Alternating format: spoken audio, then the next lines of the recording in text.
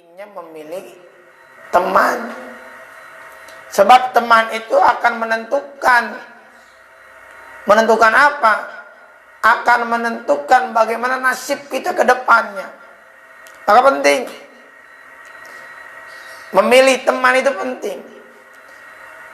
Guru Zaini atau Tuan Guru Sakumpul ketika menafsirkan ayat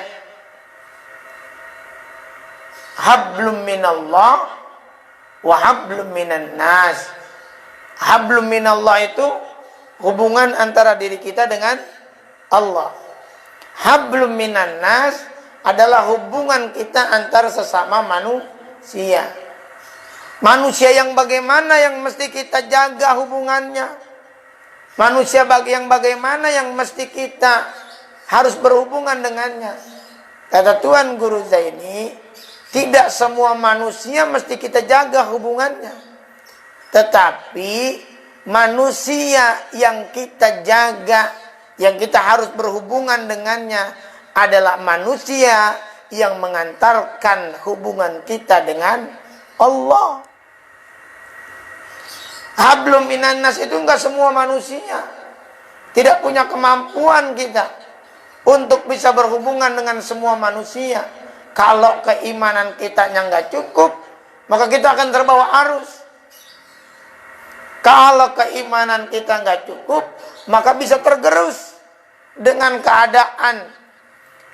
Makanya bagaimana kita mesti berteman, bagaimana kita bisa menjalin hubungan kita dengan manusia.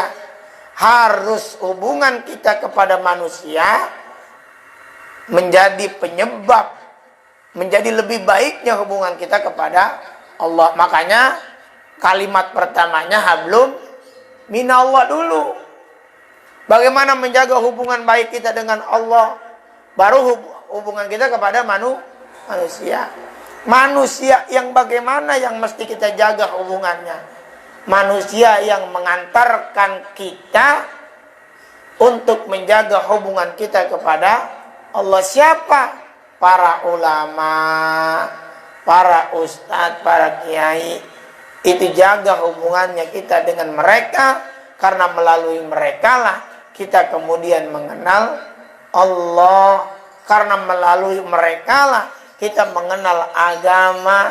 Karena melalui mereka lah kita jadi rajin dan kenal ibadah. Nah, terus bagaimana konsepnya?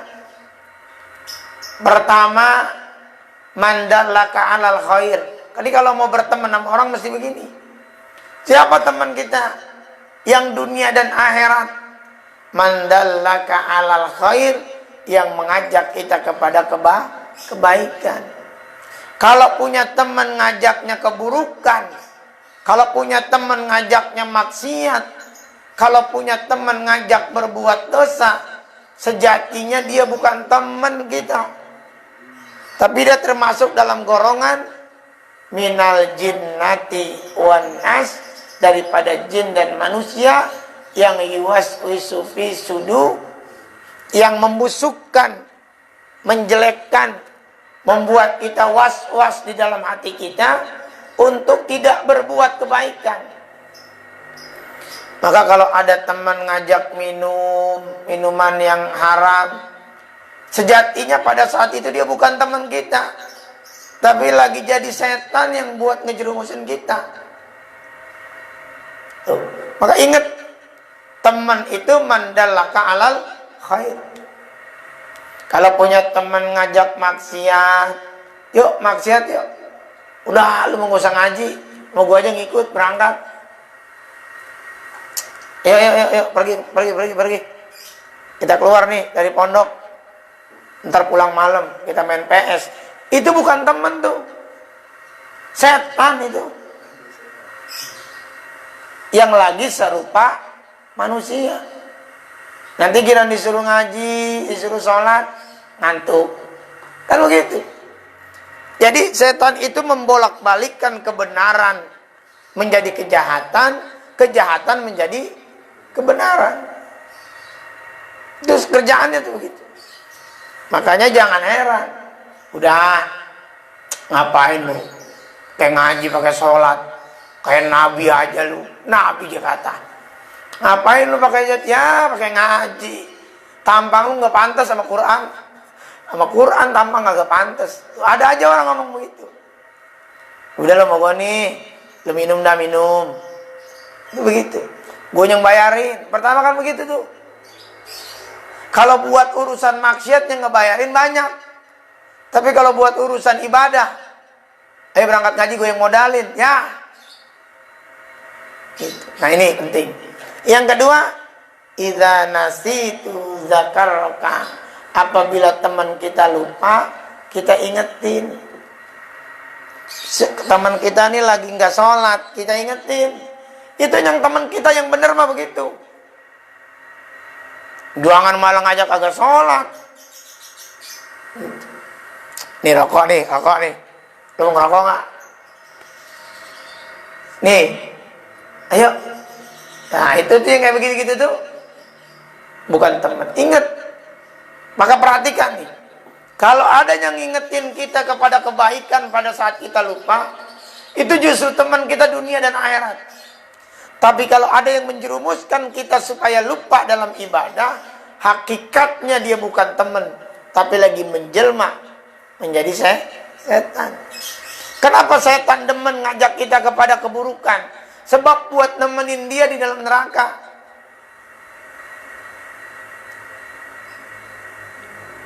Kenapa? Itu begitu. Jadi kadang-kadang setan bisa berubah dengan wujud siapapun atau masuk ke dalam tempat siapapun yang membuat orang-orang itu menjadi terperdaya. Makanya setan itu adu mubin, musuh yang nyata. Makanya kan jelas, fa illam taf'alu wa lam taf'alu fattaqun nar allati waquduhan nasu wal hijarah. Bahan bakarnya neraka itu batu dan manusia. Manusia yang gimana? Manusia yang kecemplung dalam kemaksiatan, manusia yang tidak ada imannya, kelak akan dimasukkan ke dalam neraka menjadi bahan bakarnya neraka. Nemenin setan. Makanya tuh. Jadi kalau ada teman yang ngingetin kita untuk kebaikan, itu teman bukan cuma dunia, tapi teman dunia dan akhirat. Yuk sholat yuk, udah waktunya sholat nih. Yuk ngaji yuk. Mau mana lu? Mau ngaji ya? Nih ikut gua, lu main lo yuk. Nah itu yang begitu tuh. Yang ketiga, idza zakaraka a'anaka. Kalau dibilangin, kalau diingetin, kalau dikasih tahu, terima kasih. Ini mah kagak. Ini penting nih. Teman kita dunia akhirat itu ngingetin kalau kita lupa. Tapi teman kita dunia dan akhirat juga kalau dibilangin yang baik dia ngerti, dia terima kasih. Ini bang jangan begini bang, begini salah nih. Udah lo masih bukencur aja pakai nasihatin gua lo. Gua udah kebanyakan makan garam, pantas gede pala doang. Enggak lihat tuh.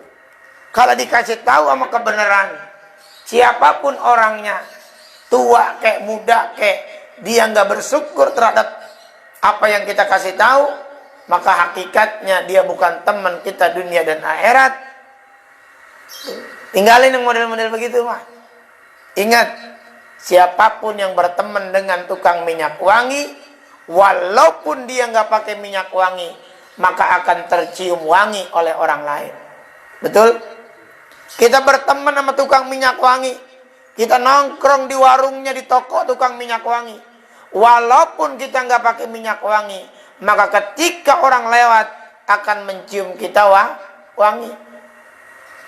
Tapi kalau berteman, mohon maaf, bukan menjelekkan profesi, kalau berteman dengan tukang sampah, walaupun kita pakai minyak wangi, tapi ketika kita berada di gerobak sampah, maka yang terciumnya bau sampah, walaupun kita pakai minyak wangi.